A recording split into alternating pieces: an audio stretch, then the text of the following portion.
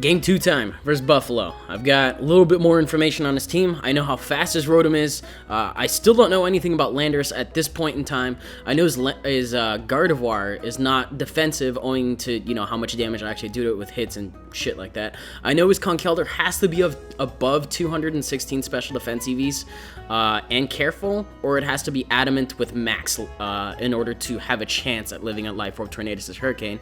And given that damage output, I think he's adamant, and he's just got max in special defense, so that's good knowledge to have. I still don't know anything about his Rotom. I know his Talonflame is probably banded, and I know his T-Tar, above all else, is going to be a major annoying factor to this team. And the one thing I thought about going into this was, man, I sure do miss having superpower on a freaking Birdnatus. It would have been nice to drop it on him at one point in time, because it would have been a lot more scared of it. But I'm actually going to lead off with Fuba, because I want rocks up as soon as possible. Notice that this team is catered so aggressively to mine that there's no spinner. There's no spinner for his Talonflame. There's no spinner, there's no defogger, there's no nothing at all. So the most important thing to me is paralyzing something and then getting the Stealth Rock up on the next turn. As soon as I can do that, I will be golden. So I need the rocks up for Bird, and I get him up turn 2, essentially turn 1. But I get a defense drop on the crunch, which means that the shenanigans with Iron Barbs and Leech Seed that I want to be doing, I'm not going to be able to do it. I'm not going to be able to do it. Was that right? Yeah, I was right. Anyway, so it's a little early. I'm not going to be able to do it as long as I want to, just because the crunches and the earthquakes and whatever else he wants to go for are actually going to hurt a little bit more. I think he starts to go for Earthquake here, owing to the fact that it doesn't proc Iron Barbs. I guess that would be safe, but he's got the defense drop anyway, so damage is damage. He does get paralyzed on that one, which is something my opponents were complaining about a lot, about the Parahacks. But to be honest, I don't see anybody else using it. It helps because it's like manual Sticky Web. It's a side effect to it. It's a totally valid thing to do. I thought he was going to switch there into something else, thinking about it, and, looking at Game 3, his only valid switch-ins after learning that I have Thunder Wave are going to be Landorus and Rotom Wash. So, T-Waving there might have been a little bit frisky, but to be honest, I didn't really want to show my offensive move yet. I wanted to have him Rotom Wash come in and catch a Power Whip real quick, but you know what? He's not going to switch out this T-Tar. For whatever reason, he's just going to keep it in as long as he wants to, which, I probably should have taken advantage of that, and now he chooses to switch.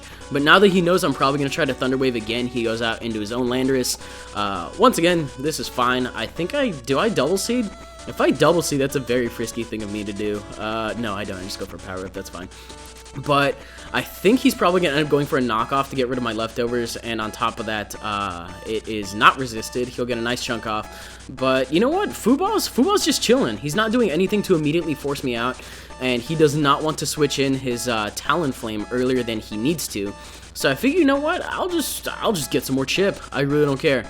I really don't think another knockoff is going to be able to knock me out either. So this is the game where I fell in love with my entire team for various reasons, except for Keldeo, who was basically just a bench warmer the entire time, and ended up being switch fodder a lot of the time. So maybe if I do revamp this team, I'll learn how to play a little bit more carefully with Keldeo, or I'll just swap out something different for Keldeo. So Keldeo just wore button heads the entire time. It didn't work out. So I'm going to switch out because I do not want to go for -1 power-ups on the thing. Plus, I do think it still has some utility and that I can still Thunder Wave stuff and potentially Leech Seed stuff. I've lost my leftovers, but I haven't lost my poke yet, so that's fine. But you know what?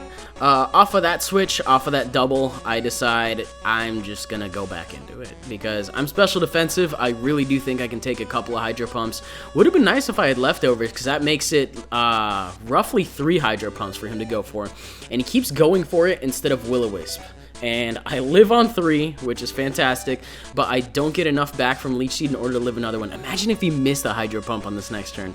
That would have been fan-freaking-tastic. But Fuba did his job. Fuba did a pretty damn good job. Got the T-Tar paralyzed, got Landorus, got a lot of chip on Landorus, and got Stealth Rocks up. That's not bad, and I'm only down 1, so I got some status, spread it around and whatnot.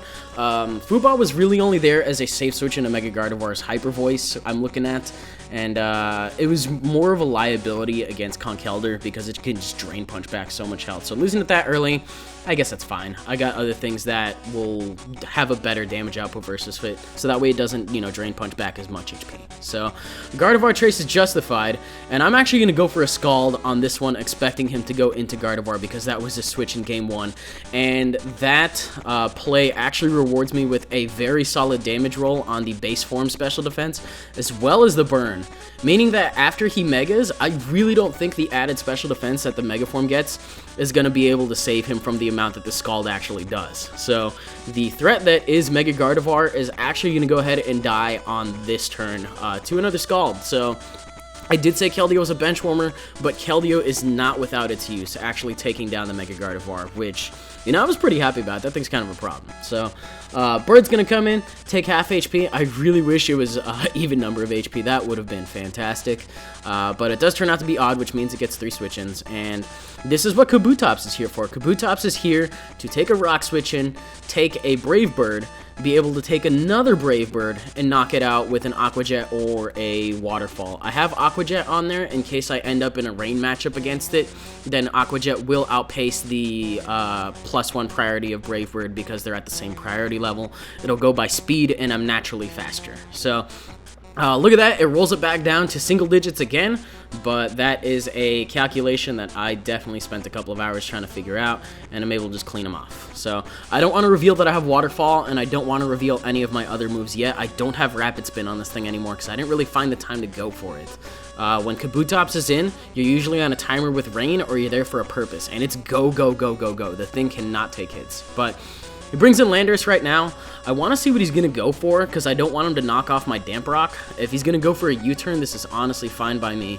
But switching it in is just going to get the rain up. I honestly think this is going to coax a switch out into Tyranitar, which is fine. You know, if I can get a burn on the... Actually, no, wait, that thing's paralyzed from... Never mind. Just kidding. Damage on T-Tar is nice, but... Once again, gonna go for Protect to scout out what move he wants to go for. U-turn is nice, physically defensive, blah, blah, blah. Nah, don't really got too much to worry about. So, on top of that, the more times he switches this thing and the more rocks, you know, he'll take. I don't think I have anything that explicitly outspeeds it anymore, but I do have things that can switch in on it because of the fact that it's choiced. So, using that knowledge in mind, if it gets cornered and locked into one move, I can go off of that. So... Do I get a burn on the Rotom? I don't. And I still don't know anything about this damn thing. I have lost Fooball, which is a little bit of a problem when it comes to facing off against this thing. And he does go for the Hydro Pump right now, which is fine. I'm actually going to go ahead and go into Keldeo. It is a rain-boosted Hydro Pump. The Keldeo Spec D is not bad. On top of that, I resist it. I can get some nice offensive momentum going on here. And he misses. Damage is damage, especially in the final. So I'm not going to say that didn't matter because that definitely fucking mattered. That is a rain boosted one. Given the fact that he wasn't choice like I thought he was either, and if he was, you know, if he was possibly specs, that could have been big damage. So I go for a sub right here. And I make a little bit of a weird play. I wanted to scout out what kind of Landers he was, which is why I decided to go for another sub. But looking at the fact that he wasn't getting any leftovers back or anything of the sort, I didn't see any Life Orb recoil.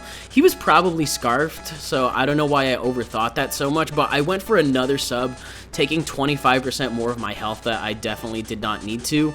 But I get leftovers, you know, along the way, so it's not as bad as it could have been, but I'm actually able to corner it right now and take it out right now, so just a safe Scald is going to knock this thing out. And then, like I said, this is where I learned that it was Scarfed, and I'm glad I didn't run into that nasty surprise before then. This thing's really popular, and it's pretty good, so... Anyway, down that thing goes. I'm feeling really good about this match so far. It looks more or less even now that things have calmed down, you know, our fast offensive sweepers. I think our Megas, his Mega's down. His weather is still around though, so I do have to be careful about that. And then this asshole comes in. You know, I was feeling fine, and then this asshole comes in. So I'm going to try to go for a Scald. Little did I know that a burn would have helped me out a lot. So much. But he goes for a Drain Punch right there. I think he gets a crit.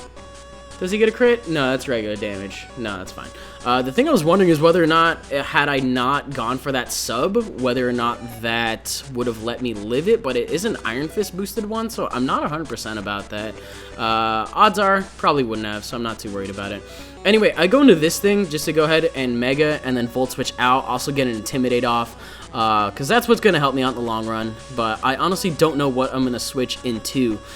This thing's really, really, really scary. I'll say that as many times as I need to. I struggle with it on this team, and it's very real, and it shows a lot. So this is his team player. But I guess right now I decided to go out into Politoed, expecting that he may go for just another, just a Drain Punch. I don't know. I wanted to get the weather up. Man, what was I even thinking at this point in the game? I think I was thinking that I was going to lose, to be honest. It was fucking scary. I guess I'm actually able to take another one, and I'm going to go ahead and go for another Scald. There's no sense in going for a Toxic on the off chance he's... No, what? I switch? So I go out into Manectric again. I go out into Manectric again to try to get a double Intimidate off, and then I think I try to drop a Thunder. That would make sense if I did that. But even after -2... look at how much this does. Like, this thing is absolutely terrifying. Well, I mean, it also is a Mega Manectric, so I guess it was going to be roughly around a 2-hit KO. But it shows that he has full offensive investment. But I think the -2 is finally enough to force him out as well as get his weather up. So he's going to choose to go out into his T-Tower right now. This is ultimately just to make sure that my set accuracy moves are not going to be set accuracy. My Thunder is actually just going to be down to normal accuracy, which sucks. I don't get the damage off on that I would have liked to. On top of that, Tornadus's Hurricane is now going to be at a solid, I believe, 70%. Not that I would want to go for it on Tyranitar, but I definitely do want to go for it on Conkeldurr. So something to think about, something scary, something reasonable to worry about. So, gotta go back out in a Politoed. I need to keep the weather up, and I need to scare off this this Tyranitar somehow. I'm running out of ways to take it out. But I get my Rain up once again. Ugh. And he goes for Rock Slide to knock it out. So, Politoed's down. If he switches out his T-Tar and then comes back in with it, his Sand is here to stay. So, I've lost the Weather War, but I have not lost the game yet. So, it's going to take some careful playing right now. I do believe I end up going into Birdnatus right now just to get a U-turn off for some damage. And, you know, my plan is to probably knock this thing out with 2 U-turns. And, it's gonna be messy. So if only I had Superpower. Everybody's probably thinking, why do you not have Superpower anymore? I had Knockoff. Knockoff was something that was nice in practice, but I didn't really end up using a lot, and I would have used Superpower like 5 times over at this point. Embarrassing. Disgusting. So I gotta sack Manectric, and my game plan right here is to I believe it is to U-turn on the U-turn on the Conkeldurr. Knock out the... How does this play out? I'm trying to remember. I think he still has one more poke left, honestly. I think he has, like, Rotom Wash or some shit. But I'm gonna go out into Tornadus because it is my last one.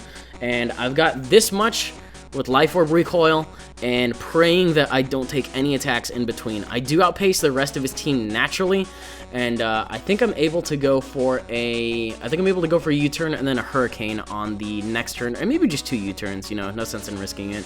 And right here I thought I lost, because I was like, okay, he Scarfed.